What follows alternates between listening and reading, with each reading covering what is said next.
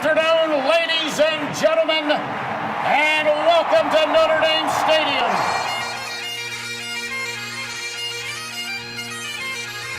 Zibikowski trying to get to the outside. He has blockers in front. Tom Zibikowski, along the beat, shakes him off to the 5 and a touchdown. And now it is down. It is over. And the Irish have knocked off number 1 Clemson. Brady Quinn looking, pump fakes, he rolls to the near side, throws it, it's caught by Samaja, inside the 20, inside the 10, he's going in, Notre Dame has scored! Jones is the back, he's got it again, and Jones a lot of room, Tony Jones makes a cut, gets a block, and scores! Is that the play that will seal the playoff bid for Fighting Irish? What's going on, and welcome to the show. This is Sons of Saturday Irish. I'm Tyler Wojak, joined as always by Luke Smith. And folks, it's Clemson week. This game has been circled on all of our calendars for a very long time. And despite the rocky season for the Irish this far, there's plenty at stake in this one as the 4th-ranked Clemson Tigers come to town to play Notre Dame in prime time. Today, we're going to discuss what this game means to us, the team, and the program at large before we break down Clemson's personnel and tell you what you need to know about this matchup before the game on Saturday. And then we'll answer your questions that you, the fans, sent us in our DMs. Thank you to everyone who sent in a question. We got a lot of really good ones to get to today, so we appreciate it. But Luke, right off the bat, how are you feeling about this game now that we're just 2 days away? This is as excited as I've been about a game this year, and I think that includes Ohio State. I think that one there was a lot more anxiety just because I knew I was going to be at a wedding and I wasn't going to be at the game itself. And look, Notre Dame, I don't feel like they have a whole lot to lose in this one, and there's a lot to gain potentially by it. It's going to be a fun one, and I'm really jacked up for it. Yeah, I'm really excited too. Another thing that you mentioned in that Ohio State game, it felt like such a mismatch. Even though it was a top 5 matchup, just looking at how good Ohio State was on paper, it was hard to get super excited. I mean, obviously the opportunity to play a top 5 team in Columbus was exciting, but just understanding what was at play. Whereas Clemson is very beatable, I think, in this case. And even though they're ranked 4th in the initial CFP rankings and they're undefeated, I feel like Notre Dame definitely has a path to victory here, at least a much clearer one than they had in the season opener. Certainly. I mean, if you ask Michigan fans, Notre Dame has a fantastic chance to beat them because Michigan fans are very upset about the fact that Clemson was slotted ahead of them in the initial CFP rankings. But definitely, they're gettable, and I think that makes it exciting. And there's a little bit of a history here with Clemson, just in recent history, and I think we can build off that. We've only won one of those games, but there's a chance to get that up to number 2, and all of them except, well, actually, that's not really true. I should say 2 of them were very fun. 2 were not so fun, but this one has the potential to be a fun one. I agree. I love it. I really wish I could go there. I know I'm going to have some severe FOMO when I'm watching the game at work on Saturday. But hey, real quick, if you're watching us on YouTube, please like the video below and subscribe to the channel. And if you're listening to the podcast, this is your reminder to please rate, review, and subscribe if you haven't done so already. And hey, if you feel so inclined, spread the good word of this podcast to your friends and family because we greatly appreciate the support. So here's a quick word from our sponsors before we dive into the matchup. NBA fans, the wait is over. Basketball is back, so tip off the season with DraftKings Sportsbook, an official sports betting partner of the NBA. New customers can make any $5 NBA moneyline bet and get $200 in free bets if your team wins. Check this out. In addition to the usual bets, everyone can boost their winnings up to 100% with DraftKings stepped-up same-game parlays. Go to the DraftKings Sportsbook app, opt in, and place a stepped-up same-game parlay today. With payouts bigger than ever, DraftKings Sportsbook is where I go to bet on the NBA. Speaking of which, how are you feeling about that Cavs prediction a few games into the season? So far, so good. Cavs 2-1. Darius Garland got hurt in the season opener, and I thought, oh boy, this season might be over.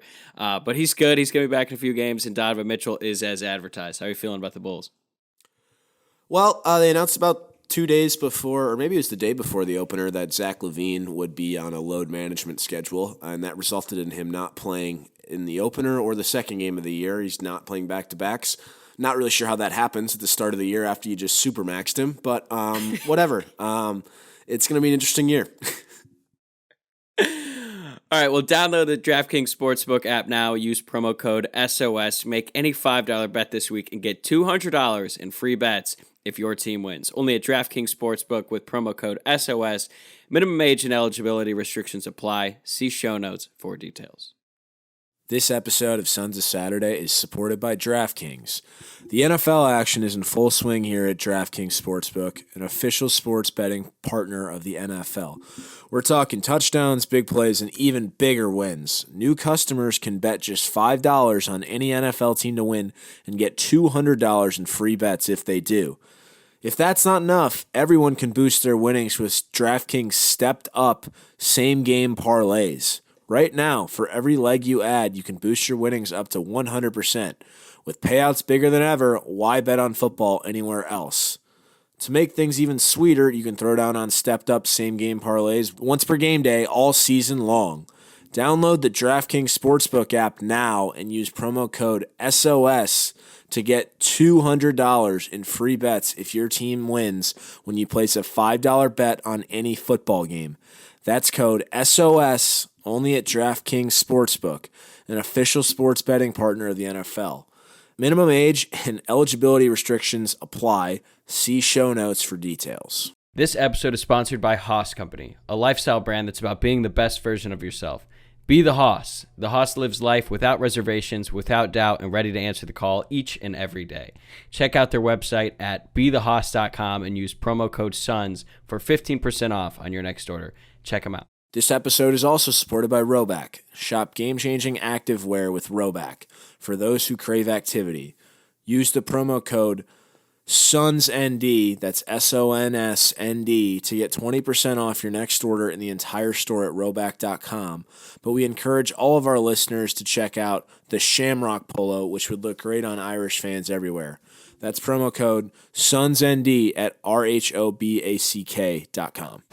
Okay, Luke, you kind of already alluded to it, but why don't you set the stage for us here? This will be the fifth time these teams have played each other in the past decade. Previous five are all hugely important games in terms of the national college football picture. Maybe not this one as much, but this is still a huge game for a bunch of different reasons. Totally. It's the first time in those five matchups that both teams won't be ranked in the top 15, and really all four of the previous matchups were very close to being top 10 matchups. Of course, you had the 2015 one down in Death Valley. Hurricane Joaquin had a big impact on that one. Notre Dame was ranked 6th, Clemson 12th. That was kind of the end of Clemsoning. That was really Clemson's kind of coming to the forefront moment when they won that game on a failed two-point conversion. Then, of course, you had the college football playoff, the epic 2020 game against EJ Uiagalelei in 2020, the unfortunate ACC championship game. But I guess this one has the potential to be a lot of fun. And I've always had really good experiences with Clemson fans, honestly, so I don't really have a lot of bad things to say about them. I know a lot of people don't like Dabo Swinney. I can kind of appreciate that he's still authentically himself in this era of college football that is probably not what he really likes, but I have a lot of respect for what they've done over there, and I'm really excited for this one. Yeah, I think the phrase mutual respect has already been thrown around between these two programs, and I get it. I feel like if Notre Dame is going to be at the mountaintop of college football, if they're going to most closely resemble a program, it's Clemson. Like, they're not going to ever be Ohio State or Alabama or Georgia, but Clemson has shown that they can win national championships, and I don't know if people still consider them in the top tier, but again, this is an undefeated fourth-ranked team that we're talking about here, so it's a big, big deal when they come to town. And we've gotten a lot of questions about the atmosphere, so we'll get into that later and what that might look like on Saturday. But as for the actual matchup on the field, how are you feeling about this one?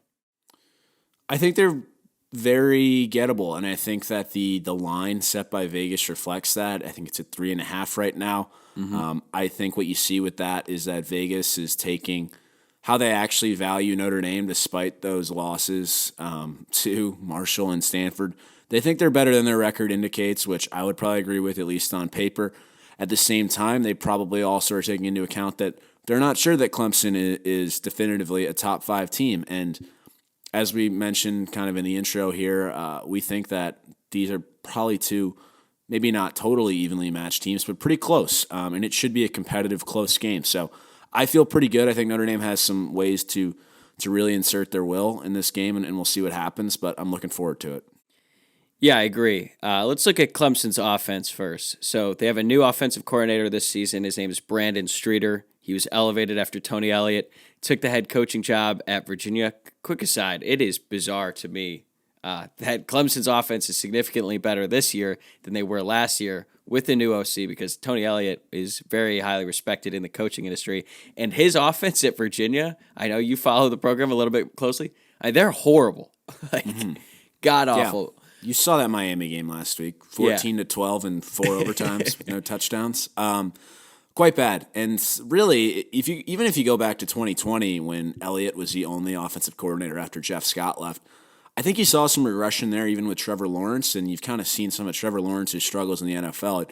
It makes you wonder, is Tony Elliott really all he was cracked up to be, or was he kind of going by with some of those co-OCs that he worked with over the years?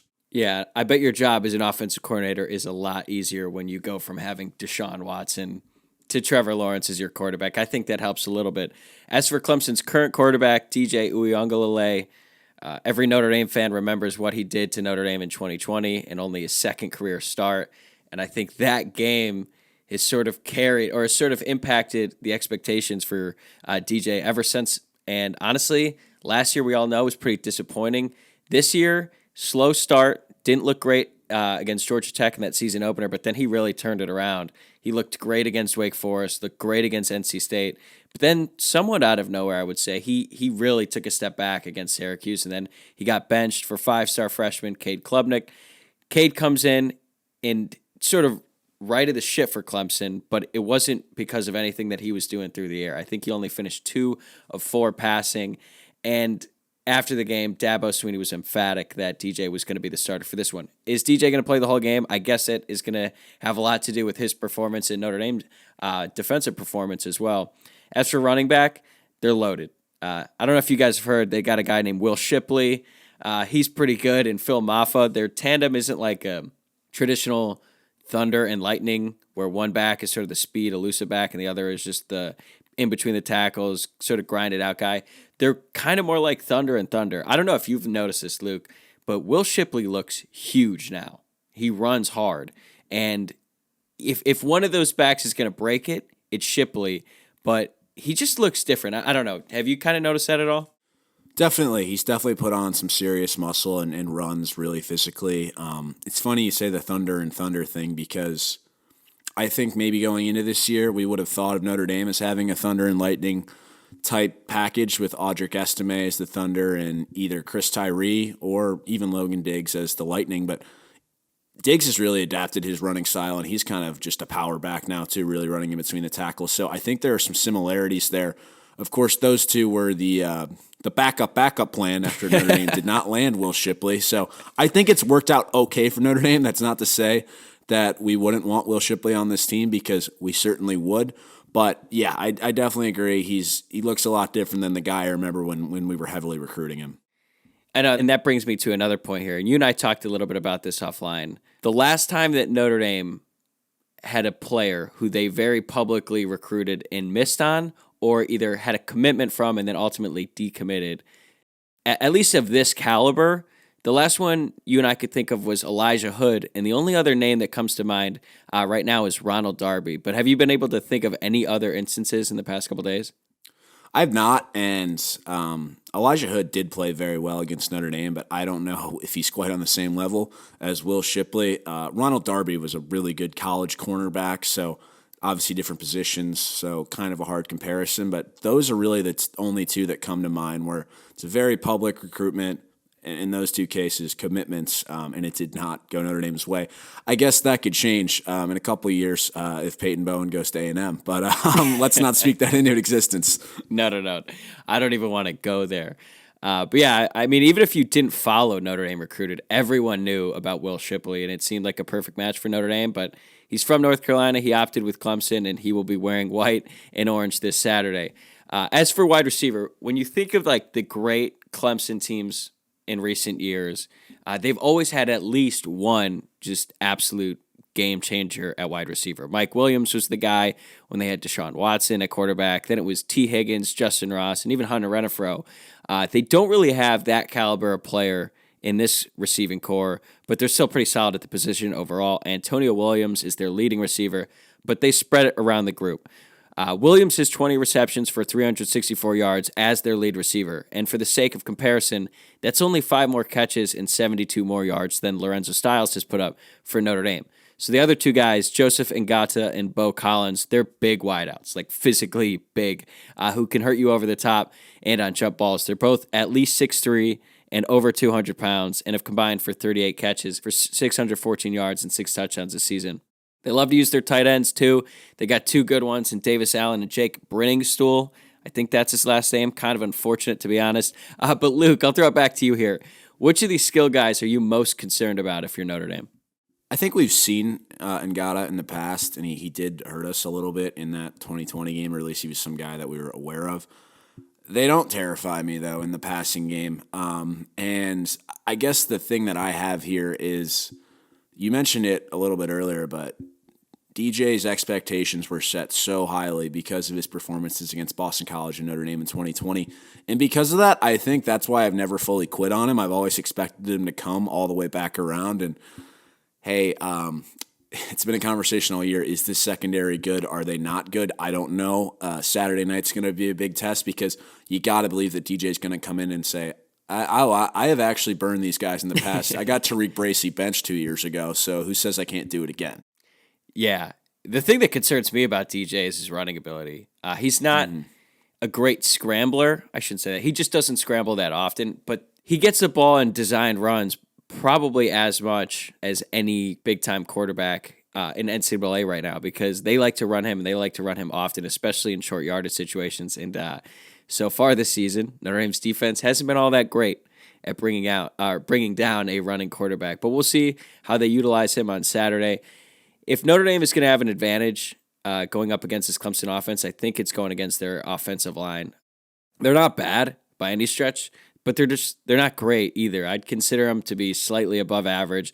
They do have a really good left tackle and fifth-year senior Jordan McFadden. He has 33 career starts and hasn't given up a sack this year. On the other side of the line, they start a true freshman at right tackle in Blake Miller, who's from Strongsville, Ohio, which is like 15 minutes from where I used to live. Great town name. It is, but we never really did like the Mustangs in my family. As a matter of fact, my cousin just ended their season last weekend, so shout out Jack Wojak, his first shout out on this podcast. Another thing about Miller, though, is he wasn't even a top 200 player, so it's a little bit surprising that they're starting a true freshman. As for their interior offensive line, it's not great.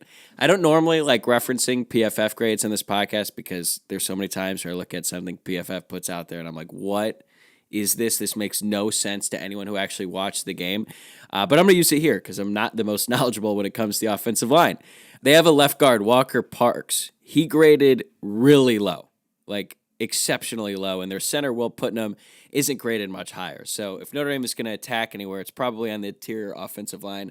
However, Clemson likes to spread it out, basically, to sort of avoid teams from trying to just blitz up the middle. They'll spread you out, and then once you start to creep the safeties up, if they start running the ball over and over, they like to hit you deep, and DJ certainly has the arm talent to do so. So all that being said, Luke, how do you think Notre Dame's defense is going to fare against Clemson's offense? So, yeah, you mentioned their tendency to spread teams out, but I think if I'm Notre Dame in this one, I go about it much similar to how Clark Lee and the defense did in that first matchup in 2020. I think you got to focus on stopping the run and making DJ beat you. Now, like we said, we don't know how good this secondary really is. They kind of struggled last week. But I think I'd take my chances and not allow Will Shipley to get going, because that's really how they were able to come back in that Syracuse game and really just rode him to the finish line there.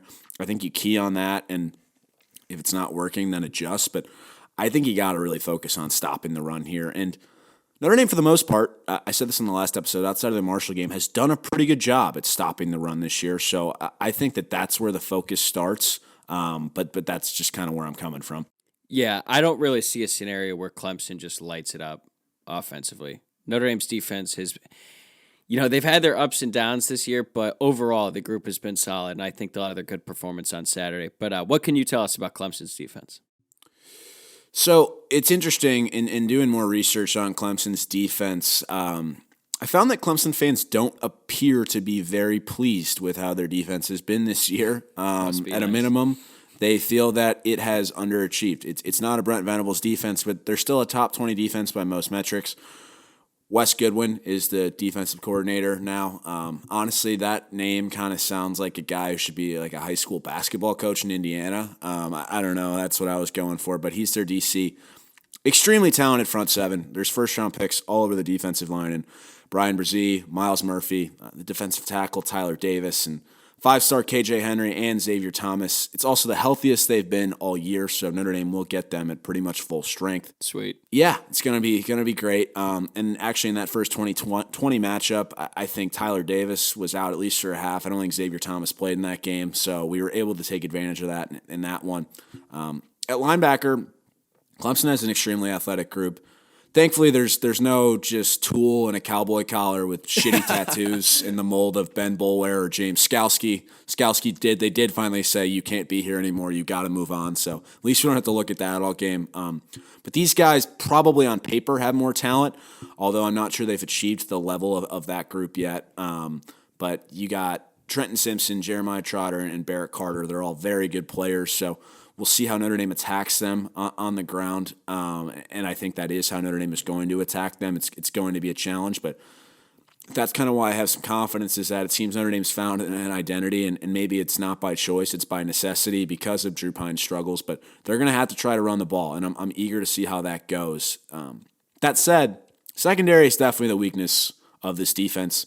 There isn't a Mackenzie Alexander, a Trayvon Mullen, or even a Darion Kendrick, who eventually ended up at Georgia, but that we've been accustomed to when we see these Clemson teams. They've kind of been bullied at times through the air. Sam Hartman really ate them alive, 337 yards and 6 touchdowns.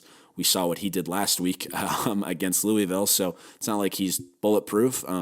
But hell, even Furman threw for 259, and Louisiana Tech threw for, I think, 300 as well. So they rank 86th nationally in passing yards allowed per game. That's quite a juxtaposition compared to their 7th ranked defense nationally on the ground. So that's kind of where I do, as harsh as I've been on him, despite all his faults. Drew Pyne has had some moments against bad passing defenses this year. UNC and BYU come to mind. Can that guy who has shown confidence at times, can he find that confidence and hit some shots on Saturday night? That's going to be critical if Notre Dame has a chance in this game. I do expect them to be able to run the ball, but he's going to have to hit some shots. Like, remember, Javon McKinley had the game of his life in 2020 against Clemson. Avery Davis was a relative unknown, but he etched his name into Notre Dame lore that night, torching that secondary as well.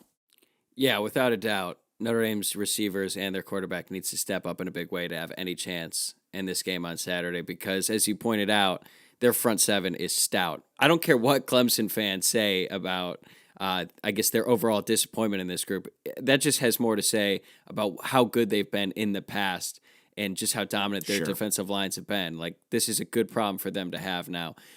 For Notre Dame, yeah, it's not an ideal matchup on the outside.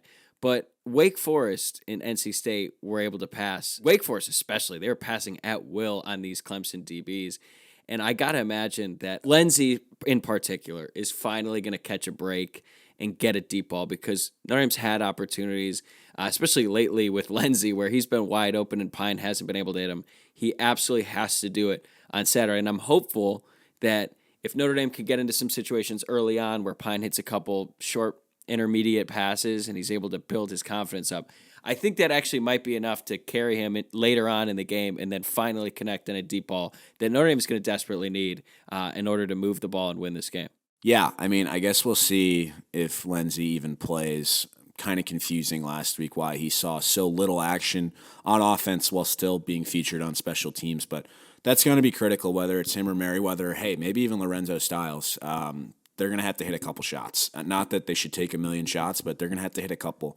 But I do think it'll be fascinating to watch Notre Dame's offensive line go up against a stout defensive line because, let's be honest, when Notre Dame has played really good competition in the past, going back the last 7-8 years, even some of those really good lines they've had with Quentin Nelson and Mike McGlinchey and Liam Eichenberg and Robert Hainsey, they haven't always played great against great competition. I think the 2020 Game 1 against Clemson is a bit of an outlier in that sense. We mentioned Clemson was missing some guys that night, but this is a big task. Like, has this group really improved, or is it kind of like last year where we thought they were a lot better over the second half of last year, and then they just punted on the run game against Oklahoma State? Obviously, that's not an option on Saturday night. They're going to have to run the ball, but I do think this defensive line is still gettable. As Jamie Uyama from Irish Sports Daily pointed out, when you take out sacks, Florida State rushed for 227 and 7.1 yards per carry, and Syracuse also averaged 6.5 yards per carry against them without sacks. They've been out-leveraged in the run game at times, and we'll see how Notre Dame adjusts to that, but I'm really interested to see that. Hey, if Notre Dame runs the ball, I don't know, 44 times for 295. You got 6.7 yards per carry. I'd take that. Am I speaking that into existence? Maybe, but that's maybe what it's going to take. You're going to have to be able to run the ball effectively and just have some of these drives. Not that it's not, and it's kind of interesting because I think when you think of Notre Dame having some success in the run game, it sounds weird to say this, but that Alabama playoff game, that was really designed to keep the Alabama offense off the field. I don't think you're desperate to keep the Clemson offense off the field in this one, but that's still your best approach to winning the game, which is kind of why I've had an issue with some of this narrative, Notre Dame's game plan against Ohio State. Oh, well, they played not to lose, they played not to get blown out. The fact remains, they're a running team. Like, that's their identity. They're leaning into that. And that Ohio State game, Ohio State still had the ball for almost 70 plays. It's not like they didn't have their chances on offense. So I know the analytics people are not going to like this, but you're going to have to run the damn ball. No, but that's a good point about Notre Dame's game plan, because I don't think it's going to be anything like what we saw against Ohio State where Notre Dame was playing keep away, because I don't think they're nearly as afraid of Clemson's offense as they were with Ohio State, and for good reason. Ohio State's offense is way better than this Clemson one. So for Notre Dame, the way I look at it, I think they have to break tendencies. Like, they have to run the ball, no doubt, but you have to do things early on that are maybe you just haven't done a lot. You haven't put a lot of tape out there. The one that comes to mind immediately was that game against Clemson in 2020. Tommy Rees broke tendency a lot in that game, especially early on. It looked like he was kind of emptying out the kitchen sink, and maybe that had a lot to do with why when they played again in that same year, Clemson just completely dominated them. But I think in this game, Notre Dame's going to have to throw the ball a little bit on first down, not run trick plays necessarily, but do things differently. They like to get pretty active with motion, different formations, movement at the line of scrimmage, all of that. I think Notre Dame needs to do that, and I think they will, honestly, so that when they do run the ball in obvious running situations, at least they're giving a different look to a Clemson defensive line or defensive front seven that knows that Notre Dame wants to run. Right. If you can, I don't know if there are contact lenses made for these, but where you can't look at the same spot for more than 4 seconds, if we can do that so that Pine doesn't just stare Mayer down. If there's any optometrists out there listening to this, let me know if we can get that to the locker room by Saturday. That might be a little bit above their pay grade. Okay, let's get into the questions here. We got a bunch of these. This one is like a dual question because they're asking similar things. From @Michael Benello. Although we still have USC to end the year, this game is the feeling of making or breaking the season. What can we expect from the home crowd on Saturday? Will it be hostile or does Clemson invade? And then we got another question from @Sean_O'Brien7. Do you truly believe we hold a chance of winning? I think we could get that out of the way. Yes. Also, will the environment impress recruits? So what do you think the environment is going to be like on Saturday night? Obviously, you will be there. I'm not sure what to expect from the crowd. I will say that truthfully, I think the atmosphere on game day, so that's including tailgate lots, not necessarily the game, it's really been fantastic at every game this year with the exception of the in-game setting against Stanford, which, as I talked about, was dead. But I thought UNLV in the stadium was good. I thought Marshall was good. I thought Cal was good. And I thought the tailgates were fantastic. And listen, this is a night game. It's a game that people have had circled for really 2+ years when most people were not allowed to go to the 2020 game. So it should be raucous. Clemson does travel well, and I know a handful of Tiger fans personally who will be there. I asked, are there a lot of people coming? And they said, yeah, I think so, but I don't anticipate this being close to a Georgia or even Cincinnati last year. Cincinnati is probably the one that rubs me the wrong way the most just because that was kind of a little brother taking over the stadium, and I really did not like that at all. It was pretty embarrassing. But the other reason I kind of think that is the game is officially a sellout now, but it wasn't a sellout until this morning. So that leads me to believe that maybe not as many Clemson fans bought tickets as we think. And hopefully that's Notre Dame fans scooping up those last-minute tickets after the last 2 weeks. That could just be optimistic. But I do expect there to be a lot of Clemson fans in South Bend. Hopefully they won't take over this stadium. As much shit as we give Notre Dame fans, and particularly the older fans in the crowd during home games who are a little bit stuck up and, completely drain the life out of home games, I actually can't fault the crowd for being dead during that Stanford game because I was dead inside as I was watching it. So I'm not surprised that translated into the crowd. But Notre Dame fans, they can get really loud, especially during these games. Like, we've seen it. And I think what's frustrating is we just wish that could be every home game, and it's not, and whatever. That's a conversation for another podcast. But in games like this, I think Notre Dame's crowd has shown up, at least the ones who do. I don't think it's going to be a situation like Georgia or Cincinnati where it's all red, because Georgia fans, they're a different breed. And Cincinnati fans, it's a season of a lifetime for them, so they all made the trip up to South Bend, and they took over the stadium and embarrassed Notre Dame. I think there's going to be a good contingent of Clemson fans there, maybe like 70-30 Notre Dame. And I think what's going to suck, though, is on TV and even in person, it's always against teams with a very obnoxious color. Like the Clemson orange is going to stick out a lot on TV. So even if there weren't that many fans there, I think the presence will certainly be felt. But overall, I have high expectations for the Notre Dame crowd in this one. I do too. And I don't know if this is something that I've ever said on here, but I think that sometimes we maybe rip on the crowd a little bit too much and try to compare it to other atmospheres, because what our experience is going to away games that Notre Dame is featured in. So, of course, all those fans are fired up for that. It's a cool atmosphere. If you go to a Georgia-Samford game, I bet it's not quite the same. Like, it's things like that, right? And so we'll see what Saturday looks like. This is a big one for Notre Dame fans. I expect them to show up and be loud. And as for the recruiting impact, there's going to be some big-time guys there. I saw Bryant Young's son, who's a big 2025 recruit, I think, will be there. Notre Dame's obviously a leader for him right now. Peyton Bowen, the guy that I mentioned earlier, he'll be there. I'm sure CJ Carr will be there. This is a really good opportunity for Notre Dame to leave an impression on recruits. Without a doubt, and I think we should highlight Peyton Bowen a little bit more real quick. After Keon Keeley decommitted from this class, Peyton Bowen became the clear best player in this recruiting class. He's the only five-star Notre Dame has committed right now. He's been flirting publicly, I would say, with Oklahoma and Texas A&M. People have been saying he's going to flip for months and months, but he hasn't yet. And I think that means something. And the fact that him and his younger brother, who is also a big-time recruit, I think he's a sophomore, so a couple ways away. If Notre Dame can make a really good impression here, they should be able to hopefully close out their 2023 class with Peyton Bowen on board. All right, what's our next question? This is from Frank Starcevic. Do you think the offensive line will dominate? So we've already kind of alluded to this. I don't think Notre Dame is going to dominate because Clemson's defensive line is just too good. They're too talented and they're too deep for Notre Dame to just completely bowl them over for 60 minutes.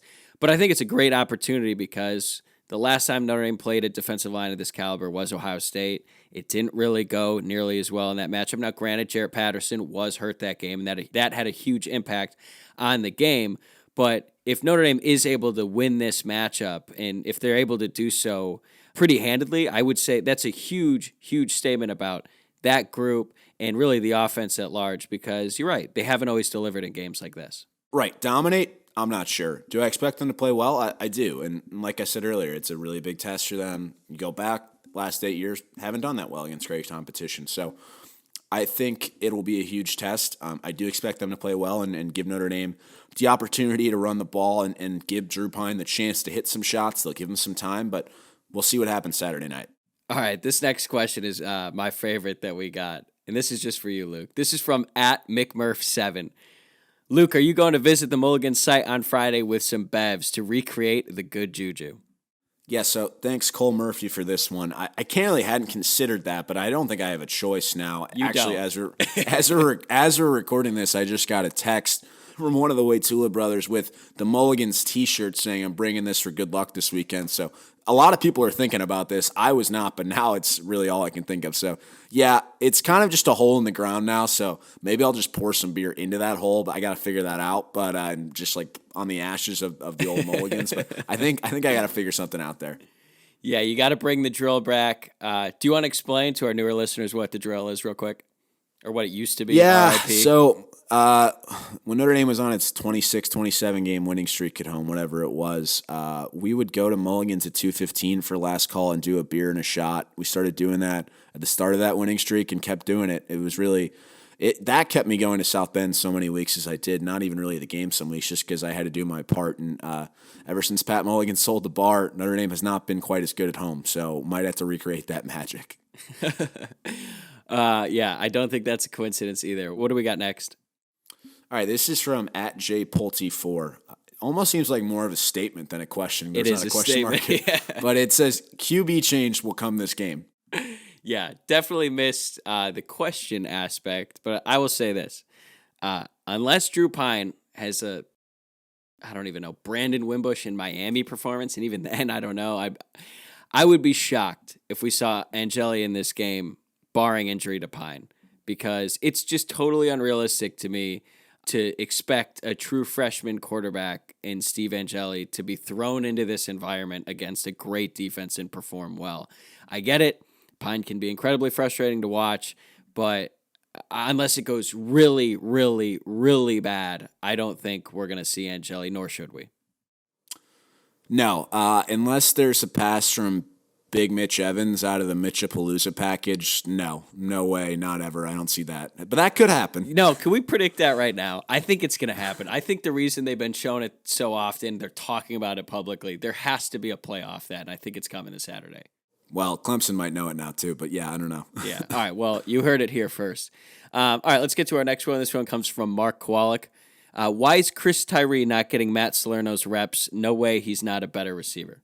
The Tyree piece is a bit puzzling, as we touched on here before. I'm not sure if he's banged up or what, but the guy we saw the first 3-4 games of the year does not look like the guy we've been seeing lately.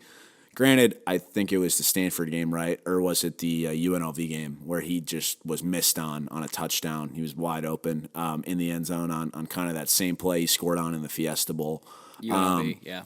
But he looks a little bit banged up. I don't know.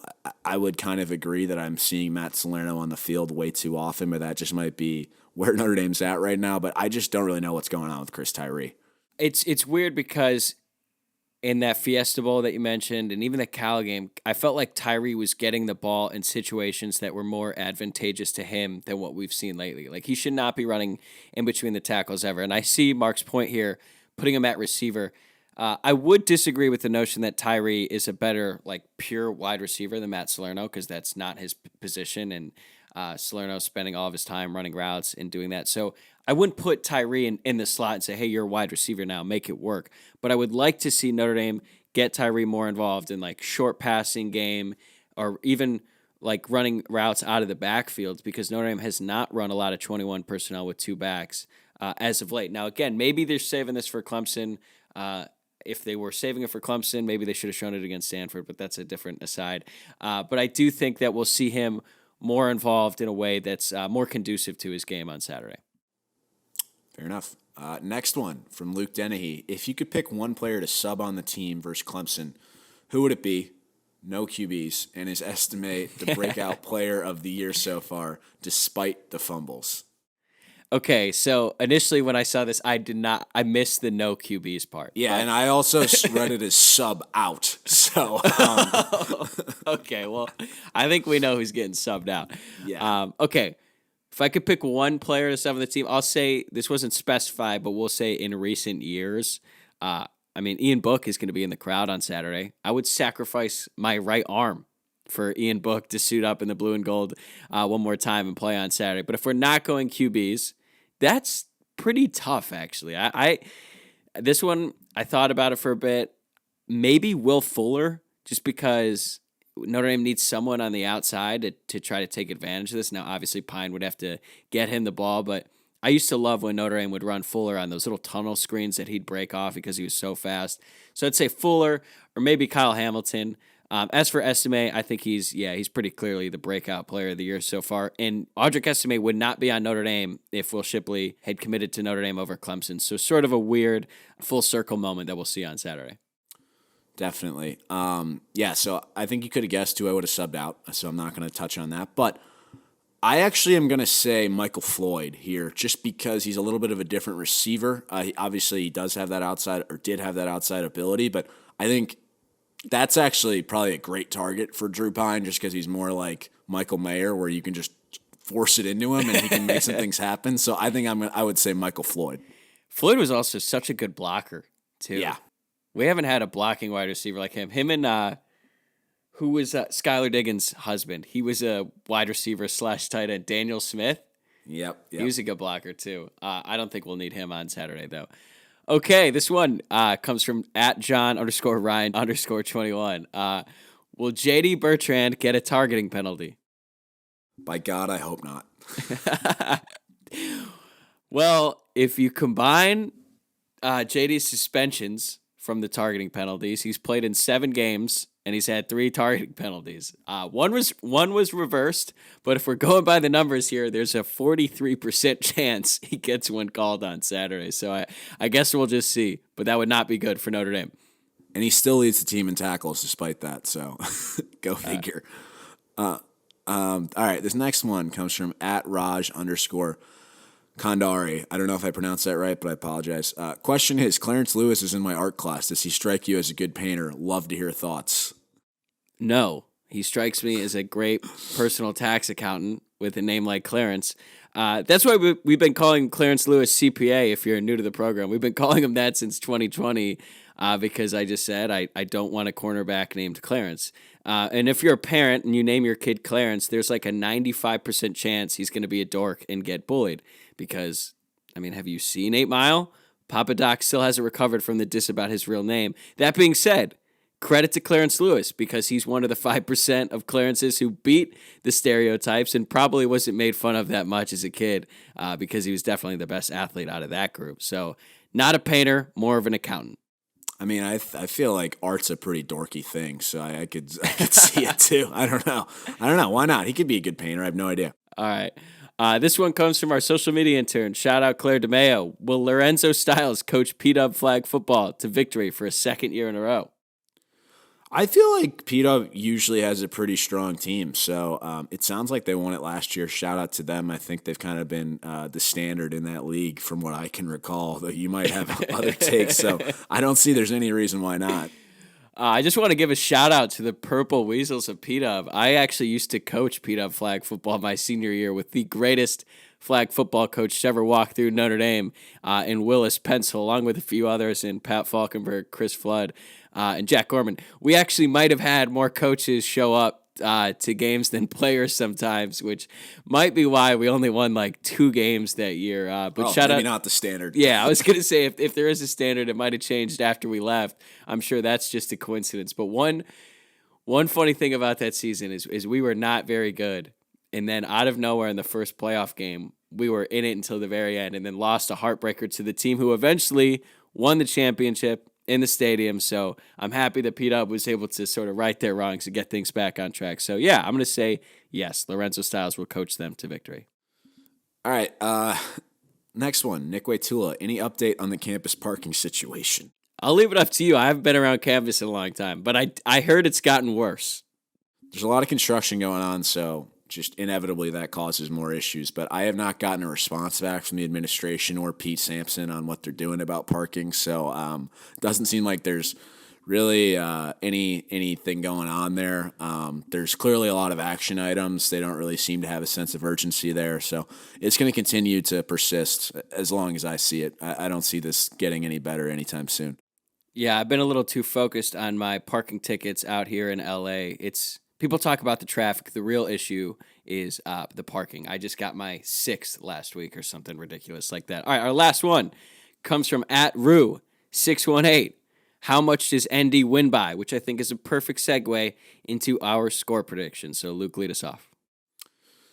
So, I got there. I think Notre Dame's going to win this game. It's going to be 27-23 Irish. That's a 4-point victory. I think the defense is going to play really well. I think that the offense will be able to move the ball, and there might be a couple frustrating drives where we have to settle for 3, but I think special teams is going to play a major part in this game, which I haven't even really talked about, but I think Blake Grupe is going to hit some field goals. John Stott's going to play the field position game, and I think I think there's going to be a block punt. I do. I think we're going to get a massive block punt to sway this game, and I think that is ultimately going to be the difference in this one. Irish win 27-23, beat a top 5 team at home, and we moved to 6-3. Yeah, I got there as well. Didn't think I would, but I did. I'm taking Notre Dame 30-27. The only consistent thing about Notre Dame this season is that they have shown up in big games, and Notre Dame hasn't been blown out at home since 2010 against Stanford. So I definitely don't think that's going to happen. I do think it's going to be a close game. And talent-wise, outside of the quarterback position, I don't think Clemson is that much more talented than Notre Dame. Now, obviously, that quarterback position is going to be very important, but I'm really hopeful that Drew Pine can give us something on Saturday. He doesn't have to do a ton. He doesn't have to do what Ian Book did in 2020, but can he just do enough to keep Notre Dame in it and then let everyone else do the rest? And I think they will. I think the defense will step up big. Special teams will step up big as well, like you mentioned. And I think Notre Dame is going to finally catch a couple breaks this season. We haven't had a bunch of those go our way. I think they'll get a couple on Saturday, and Notre Dame is going to pull out with a win late. And I'm just really looking forward to seeing it. I'm very, very excited about this game. And I actually wasn't sure that I'd get to this point given the bad losses, but I am, and I'm pumped. Yeah, I'm jacked up. We didn't even talk about this. The weather could be a factor. Yeah. It's actually going to, I think, just be harder on tailgaters, not really the players, because I think it'll be pretty dry. Those are the true heroes of game weekend. Let's be honest. Because it is absolutely beautiful in Chicago. It has been all week. It's 70 degrees in November right now, sunny. Looks like Saturday it's going to be in the 60s, but potential for some rain and some serious wind. Looks like the rain will die down by game time, but if the wind is still there, that could impact the passing game as well. So we'll see. I've got to figure out how I want to dress on Saturday still, just to deal with different potential clothing options throughout the day. But that's really my only big concern about Saturday. Yeah, 40-mile-an-hour winds, that's heavy. How bad does it get in Chicago? With the wind? Yeah. Oh, really bad. Really, really bad. Over 40? I don't know. I don't measure. I'm not a wind measurer, but it's like I don't know what the difference is between 40 and 25. Honestly, that's a good point. I saw that. My first thought was, could Drew Pine even throw the ball 40 miles an hour? But that's mean. We're not doing that. All right, you got any final thoughts before we wrap this up? No. Let's get a W. All right, that's a wrap for this episode of Sons of Saturday Irish. We will be back early next week to discuss everything that happens in the game on Saturday. In the meantime, please subscribe to the show and enjoy the game on Saturday. It should be a fun one. For Luke Smith and myself, thank you guys for tuning in, and we will talk to you in a few days. Go Irish.